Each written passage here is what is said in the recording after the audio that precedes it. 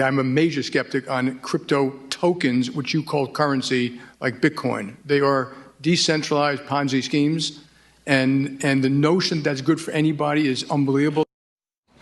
So on Capitol Hill yesterday, I mean, listen, he wasn't equivocating, right? He made no bones about it. He thinks crypto is a Ponzi scheme. Joining me now is someone who just has a slight disagreement.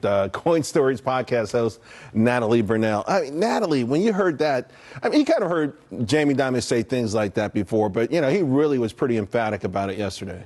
Well, look, there are a lot of Ponzi schemes out there in the tokenized world. Bitcoin is not one of them. But I think the biggest Ponzi scheme in history is fiat, because if you need ever expanding credit in order to produce smaller and smaller amounts of real economic growth and productivity, what else is that but a Ponzi scheme? But I have a couple things to say about Jamie Dimon in particular. Number one, do a light Google search, and you'll find that he contradicts himself. Sometimes he's for crypto, sometimes he's against it. But look, Bitcoin doesn't need Jamie Dimon. Jamie Dimon will need Bitcoin because his customers will demand it, and he can make money off of it.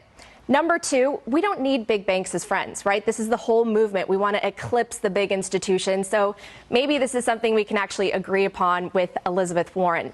And number three, Jamie Dimon speaks for the Fed. And I think people are pretty fed up with the fact that these are unelected people who have so much power over the economy. Right. And this is really a banking cartel, right? They've presided over massive booms and busts while they're supposedly stabilizing the business cycles. And instead, they've just decimated the middle class. So I think people are fed up, and he wouldn't be as rich as he is if there wasn't a ton of easy money flowing his way so he could slurp from the monetary spigot first before everyone else. I love all those points you make. You know, listen, the creature from Jekyll Island, which is the Federal Reserve, when they put it through with the promise that we would no longer have these boom or bust cycles. We would no longer have panics like we saw in the 1800s, that, you know, the business cycle would be smooth. And that's all we've had since then. And to your point, it always feels like Wall Street gets richer and richer and richer after every single boom and bust cycle, no matter what.